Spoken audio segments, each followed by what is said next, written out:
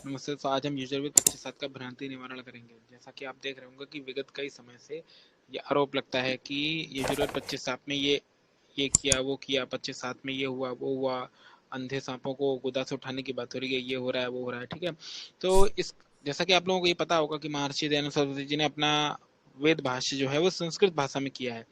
पदार्थ हो चाहे उसका भावार्थ हो, दोनों संस्कृत में लिखा था।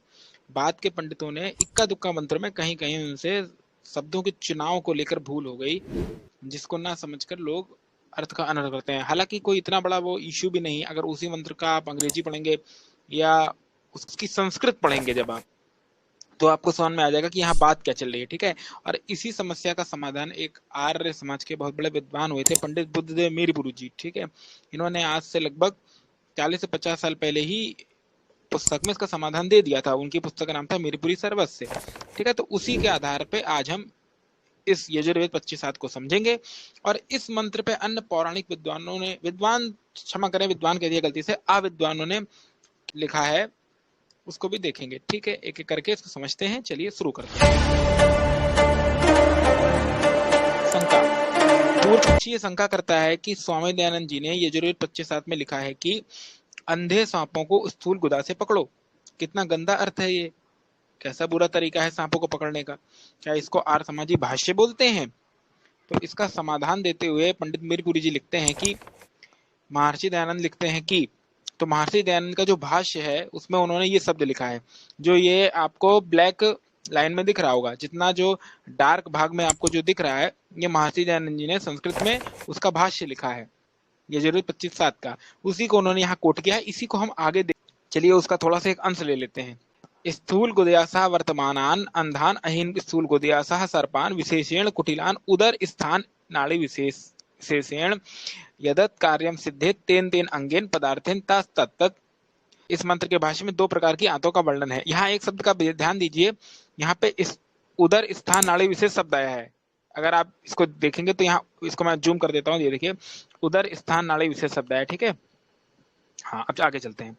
इस मंत्र के भाष्य में दो प्रकार की आंतों का वर्णन है। एक लंबी तथा छोटी आंत होती है जो भोजन को पचाने का काम करती है, उसको सर्प शब्द से कहा है। और दूसरी बड़ी आंत होती है जिसको अंग्रेजी में ब्लाइंड पाउच या ब्लाइंड गट या ब्लाइंड इंटेस्टाइन या सीकम भी बोलते हैं, जिसको अंधनाल बोलते हैं। और संस्कृत में अही शब्द आया है। अही शब्द आया है, ये देखिए ये देखिए अहीन शब्द दिखा आपको, अहीन, अही। ठीक है, अंधान से कौन सी आंत लिया? दूसरी वाली आंत जो भोजन को पचाती है, जिसको क्या बोलते हैं? छोटी आंत।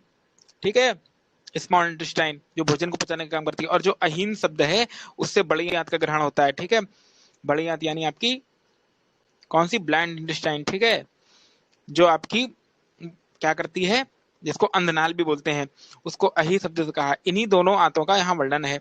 महर्षि जी ने यहाँ स्पष्ट तौर पे उदर स्थान नाड़ी विशेष शब्द लिखा है। ठीक है, इसको जब आप जूम करेंगे तो ये देखिए, ये आपको दिख रहा होगा बैगनी कलर में, उदर स्थान नाड़ी विशेष शब्द है। ठीक है, यानी उदर में होने वाली नाड़ी विशेष। इसी प्रकरण में शरीर के अंग से जो जो कार्य होते हैं वो करते हैं। ठीक है, अब आगे देखते हैं। उदाहरण के लिए, पित्त जो है भोजन को पचाता है, छोटी आंतें भोजन को पचाती हैं। निगृहिता, निगृहित के अर्थ जानने व प्राप्त करने के हैं। जैसे गुरु से विद्या ग्रहण करके गुरु से विद्या पढ़ते हैं, गुरु से विद्या ग्रहण करो, इसका अर्थ है गुरु से विद्या पढ़ो। यहाँ अच्छा, ये जो निगृहित शब्द है इसका अर्थ ग्रहण करना आया है। ग्रहण करना, क्या करना है? जैसे गुरु से विद्या ग्रहण करो का अर्थ क्या है? गुरु से पढ़ो। तो ठीक उसी प्रकार निगृहित शब्द का ये अर्थ होगा कि उस अंग से वो कार्य करो। ठीक है, यानी जो आपकी पित्त है भोजन को पचाता है, तो वो छोटी आंत क्या करेगी? भोजन को पचाने का काम करेगी, जिसको सर्पान बोला है मंत्र में। ठीक है, यहाँ विपक्षी का अर्थ असंगत है। स्वामी दयानंद जी ने गुदा से अंधे सांप को पकड़ने का उपदेश दिया है। स्वामी जी ने लिखा है कि ये विपक्षी बोल रहा है कि गुदा के साथ वर्तमान अंधे सांपों को, तो गुदा के साथ वर्तमान दूसरे सांप हो ही नहीं सकते, किंतु अंधी आंतें व छोटी आंतें ही हो सकती हैं जो गुदा के साथ जुड़ी होती हैं। ठीक है, और यही चीज हम आपको आगे भी दिखाएंगे। तो एक काम करते हैं, इससे पहले कि स्वामी जी का पूरा अर्थ देखें, हम जरा पौराणिक विद्वानों का अर्थ देख लेते हैं कि उन्होंने ये जो उदर स्थान नाड़ी विशेष शब्द है इसको समझ पाए कि नहीं। ऐसा उनके बुद्धि में गया कि उदर में कोई ऐसी नाड़ी है उदर के अंदर जो जाकर गुदा भाग से जुड़ी है। ठीक है, क्या वो यहाँ तक पहुंच पाए? उनकी बुद्धि वहां तक गई कि नहीं? तो अब हम दो पौराणिक पंडों का क्षमा करेंगे अविद्वानों का अर्थ लेंगे। अर्थ देखते हैं। स्थूल आंच से पूषण देवता को तृप्त करता हूँ, गुदा के स्थूल भाग से अंधे सांपों को, गुदा के अतिरिक्त भागों से सांपों को, आंत संबंधी मांस भाग से देवताओं को, नाभि के नीचे भाग अर्थात मूत्राशय से आप देवताओं को, लिंग के आसपास के मांस से विषण देवता को, यानी ये जो वृषण देवता है यानी जो टेस्टिस हैं उनको भी तृप्त करते हैं ये, ठीक है, यानी उनको भी देवता मान के पूज रहे हैं। तो फिर तो भाई पौराणिक तो क्या अंडकोश की भी पूजा करती हैं क्या? क्योंकि महिधर तो यही बोल रहे हैं कि मांस के आसपास के पिंडों से वृषण देवता को, शेष लिंग से वाजी देवता को, वीर से प्रजा देवता को, गुदा के तीसरे भाग से प्रवर देवता को और विष्ठा से कुर्म देवता को। अब विष्ठा से कुसुम देवता तो अब आगे आप समझ सकते हैं। तो मायावादी की लीला देख सकते हैं आप कितनी घटिया लीला है। यहाँ पर तो विष्णु देवता तक को पुजवा दिया, ठीक है। अब आगे हमारे एक महान व्यक्ति हुए हैं करपात्री, उनका भाष्य देखेंगे, ठीक है। बड़ी आंत के स्थानभूत घृत से पूषण देवता को, स्थूल गुदा, अब जी स्थूल गुदा से अंधे सर्पों को। अब स्थूल गुदा से अंधे सर्प का अर्थ ये समझ नहीं पाए कि कोई ऐसी चीज होगी जो जाकर जुड़ती होगी गुदा द्वार से, ठीक है, जो मुड़ी हुई होती होगी, ये चीज वो समझ नहीं पाए, ठीक है। यहां तक उनकी बुद्धि नहीं गई क्योंकि वो होती ना दूरदृष्टि नहीं थी ऋषियों वाली इन लोगों के पास। गुदा के अन्य भाग से सर्पों को, छोटी आंतों से वहद देवता को, बस्ती से जल देवता को, विष्णु से कामनावर्षी देवता को। देखिए इन्होंने भी अर्थ किया विष्णु से कामनावर्षी वृषण देवता को। अभी वृषण देवता को पूजना हमारे करपात्री जी भी कह रहे हैं। खैर इनको तो मजा आता ही है भाई लिंग विंग का, क्योंकि इनका तो यजुर्वेद भाषा आप देख ही चुके हैं, वहां पे तो इन्होंने क्या क्या पुजवा दिया है। खैर वो अलग विषय है, ठीक है। वो तो राजा की पत्नी को भी इन्होंने कहा है कि वो महिषी के साथ संबंध स्थापित करे जिससे उसके पुत्र होगा। तो ये कौन सी बड़ी बात है करपात्री जी के लिए, वो तो प्रो लेवल के खिलाड़ी हैं हमारे, ठीक है। वीर से प्रजा को, पित्त से चाप को, पायु से प्रदर को, लीद से पिंडों के कुसुम देवता को। वाह वाह, क्या लानत है, क्या घटिया अर्थ किया है, ठीक है। अब आगे चलते हैं। अब देखते हैं मारुति जी का अर्थ। यह संस्कृत बात, इसका संस्कृत बात हम लोग देख लेते हैं। देखते हैं यहाँ पे क्या है। साफ साफ है पूषणम विष्ठु विनिष्ठु अंधान स्थूल गुदया सर्पान, ठीक है, यानी पुष्टिकरण याचनेन अंधान सर्पान स्थूल गुदया सा सर्प कुटिलान उदर स्थान नाड़े विशेष जलानी आदि आदि वीर धारणम।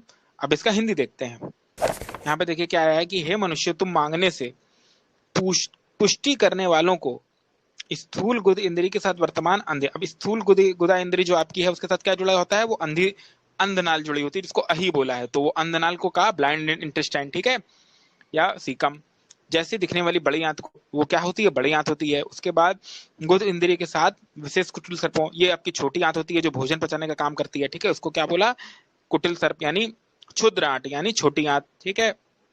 क्यों बोला सर्प, क्योंकि वो कर्ब होती है उधर में। अब ये दोनों जो होती हैं अंधना, जो एक अंधनाल होती है आपकी यानी लार्ज इंटेस्टाइन और स्मॉल इंटेस्टाइन, अही और सर्पान, ये दोनों कहाँ जुड़ी होती हैं, कहाँ होती हैं ये दोनों, उदर में।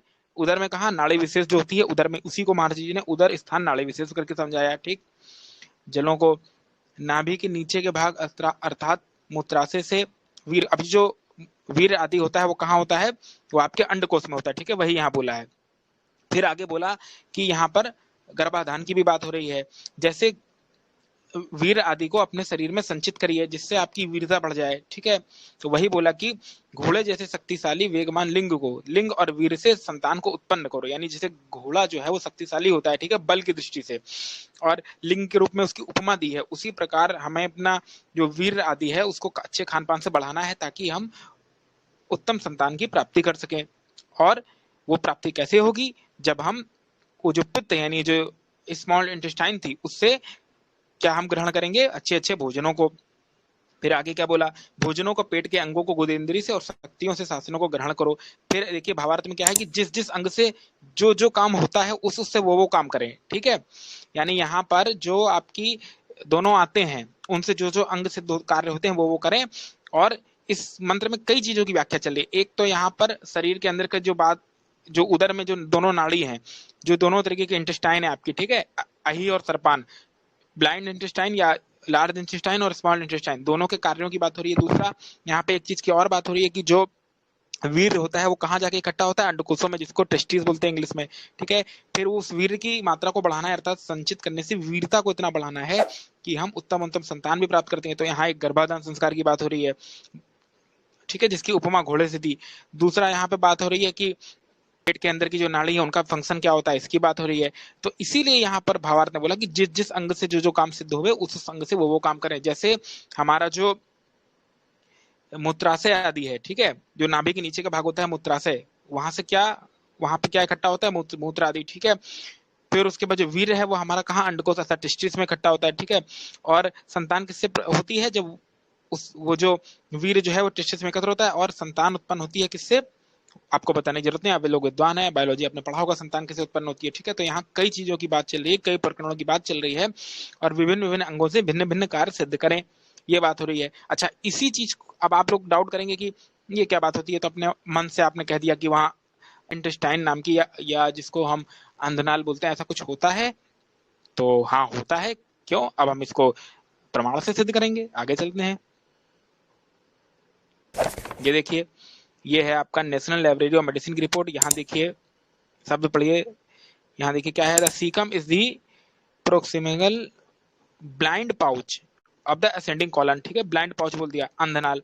अब इसको हम चित्र में भी देख लेते हैं।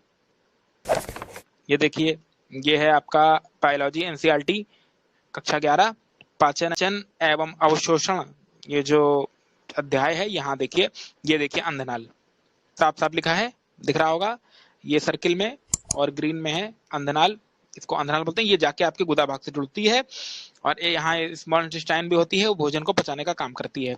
अग्र क्षुद्रांश इसको बोला, ठीक है। तो इनसे वो कार्य सिद्ध करें। इतनी सी बात थी इस मंत्र में, कितना सुंदर मंत्र है, कितनी अच्छी व्याख्या महर्षि जी ने की है। पर शब्दों को ना समझने के कारण, इक्का दुक्का अनपढ़ पने के कारण और पौराणिकों के शक के कारण, अगर कोई अनपढ़ व्यक्ति भी है जिसको संस्कृत का बिल्कुल बेसिक भी नहीं पता, वो भी उदर स्थान नाड़ी विशेष देख के समझ जाएगा कि कोई ऐसी नाड़ी की बात हो रही है जो उदर में स्थित है। पर इसका जो भाष्य है बहुत सारे लोगों ने गलत किया है। इवन आचार्य अग्निहोत्री जी ने भी इसका गलत अर्थ किया है, सीधी सी बात, क्योंकि वहां उन्होंने एक ऐसे सांप की कल्पना कर ली है जो पहिए वाला हो, मतलब कुछ भी उन्होंने कर दिया है, ठीक है। लेकिन इसका सही अर्थ यही है, और कोई आदि दैविक की बात नहीं है यहाँ कि उन्होंने आदि दैविक अर्थ किया है। यहाँ महर्षि जी ने क्या आदि दैविक अर्थ नहीं है, वैज्ञानिक अर्थ किया है। तो ये सब फालतू की बातें हैं। महर्षि जी ऋषियों की बात को मानिए और उन्हीं के पथ पे चलिए, यही हम कहना चाहेंगे। और मिलते हैं किसी अन्य वीडियो के साथ। आशा है आपको समझ में आ गया होगा। इसी के साथ सबको सादर नमस्ते। जय आर्य, जय आर्याव्रत, महर्षि दयानंद सरस्वती की जय, मर्यादा पुरुषोत्तम राम की जय।